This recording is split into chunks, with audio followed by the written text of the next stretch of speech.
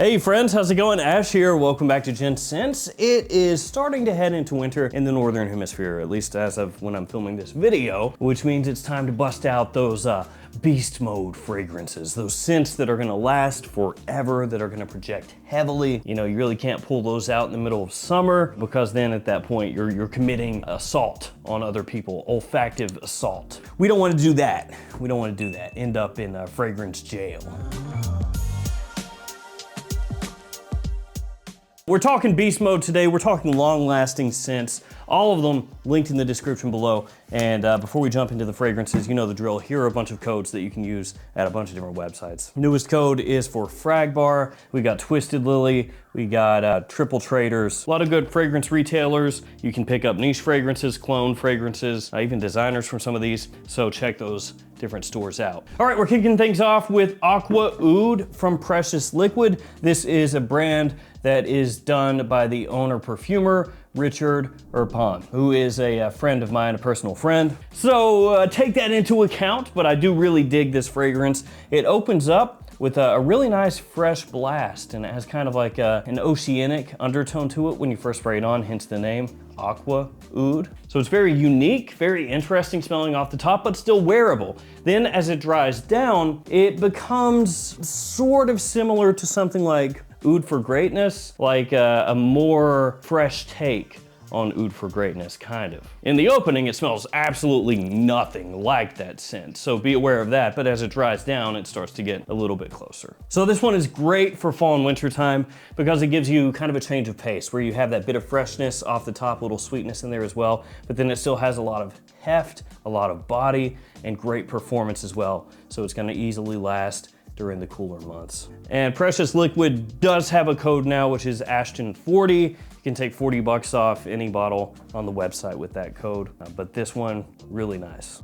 Obvious one next, Sauvage Elixir from Christian Dior. Probably don't need to tell you anything about Sauvage Elixir, one of the more popular designer releases over the last number of years, but this one does have beast mode performance for me. And I've actually smelled this one off people before in the middle of summer. And to be fair, it didn't smell bad, but it was strong. Maybe they didn't wear, you know, too many sprays, which would be my move if I was gonna wear this in summer, like 2 sprays and you're good. Love the way this one comes across, kind of an old school feel to it, you know, kind of a classic masculine feel done in a modern way. Big compliment puller, very expensive for a designer fragrance, but it does have good quality. And as I've said a couple times, this whole video is about it, the performance is great. So even though you may end up with just a smaller bottle size like this, it'll last you a really long time. Let's go with the cheap one next, Scent Story 24 Gold. Now some of you are gonna look at this and be like, dude, nostalgia, a blast from the past. Yeah, 24 Gold, I remember that one. And others of you out there are gonna be like, what is this cheap looking crap? Who is Scent Story? What is 24 Gold? What is this? Well, let me fill you in. This fragrance right here, at one point in time, was like the fragrance du jour. Everybody wanted it. I mean, like everybody. If you went online, people were trying to scoop this up. It was pretty affordable. Then it sold out because, again, everybody wanted it, and then the price started to go up. But this was a hype train and a half. Now, if you've never heard of this one, let me fill you in. It's called 24 Gold because it is based on or inspired by the television show 24 with Kiefer Sutherland. And this wasn't the only 24 fragrance. There were a number of 24 fragrances that ended up coming out. You can find it for a good price nowadays, and it is very, very strong. It is at its heart kind of an oud amber vanilla fragrance, and the oud to me doesn't come across animalic or funky as long as you don't spray too much, but if you go heavy with this one, it is potentially going to be off-putting and divisive to people, and that is because it is so strong. And it does have a strong similarity to Lattafa's Rogba. So if you've smelled Rogba before, this is quite similar to that. So Scent Story 24 Gold, throwing it back a bit, really affordable, very strong. Let's go niche next with Nishane's Suede et Saffron. Now this smells similar to Tom Ford's Tuscan Leather. And that's because of the notes that are listed right there. Suede, saffron, and then there's more listed on the bottom here, and Brett seed, ginger, musk, and leather. So it has suede and leather. With this being a Nishane, it is quite powerful, for a good price. You can typically find this for under $100 at discounters or right around $100 if you can't find it under, but it's typically right in that zone, right in that range. As I said, quite similar to Tuscan leather, and you could also draw a comparison to ombre leather from Tom Ford as well, since ombre leather gets compared to Tuscan leather. Fantastic quality for the price point. I mean, you get the total package here. Under $100, really good performance. Again, extrait de parfum, a very wearable leather scent. So a lot to like about this one. We're gonna keep it niche / indie with Slow Dive from Hiram Green. This one just lingers forever for me. Like, I'm gonna spray this right now on this tester strip, and I swear to you, it will overpower everything here that I've sprayed, and when I come into this room later, it's gonna be the only thing I pick up. For whatever reason, it's just like, it gloms on to whatever you spray it onto, whether it's your clothes, your skin, tester strip, and you'll be able to pick it up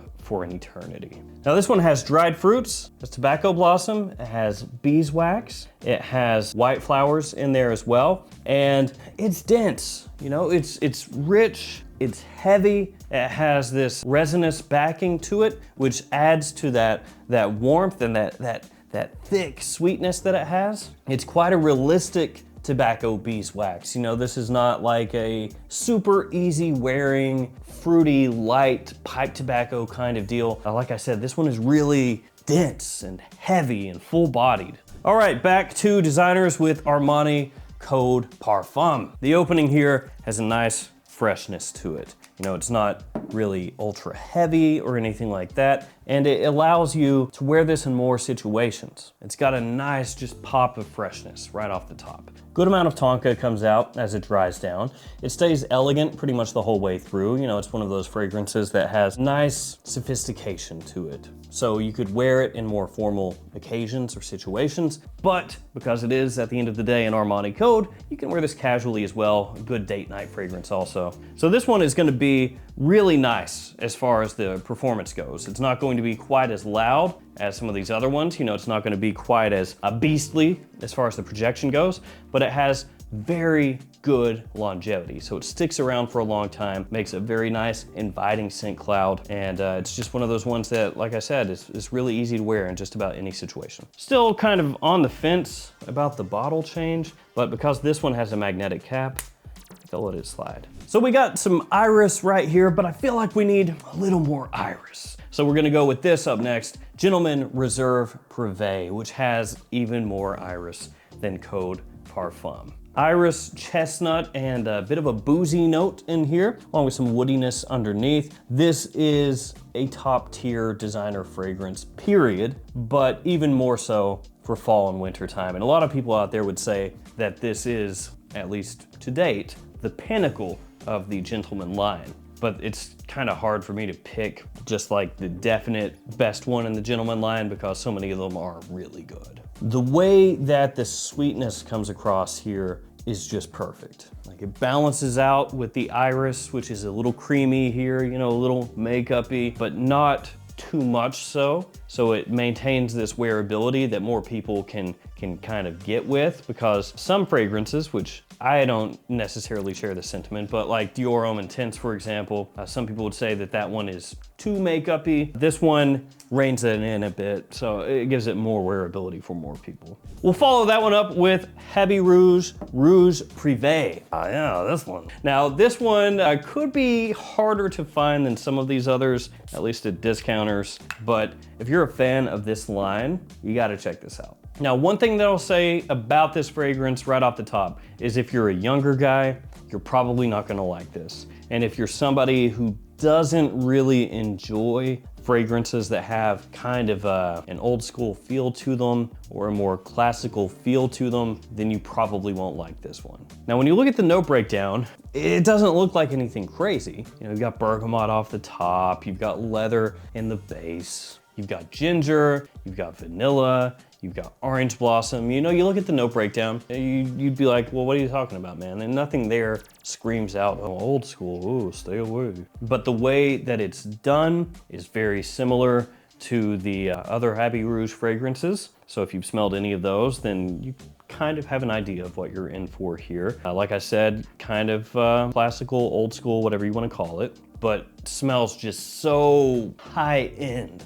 so rich. It's just really, compared to anything else coming out nowadays, just worlds apart. And it has fantastic performance for me. This one is one that I definitely would not go too heavy with because then you're really gonna be making yourself known in a way that might be, you know, a little unpleasant to some, but this is really, really good stuff. Then we got the One Royal Night, which if you said, you know, years back that the One was going to have some fragrances that are, you know, really beastly, most people would have been like, probably not. Because for a time, the One was kind of pigeonholed as a fragrance line that was forever weak, basically. You know, they had no performance, they were never gonna have any performance. But now a lot of the newer releases actually get the job done. You know, they last a long time. Some of them project pretty heavily as well. And this is one of those. It's a little more mature than the original The One or the One Eau de Parfum. It has, you know, more of a pronounced woodiness to it as well. It still has that warm spice, still has a little bit of sweetness, but not as sweet.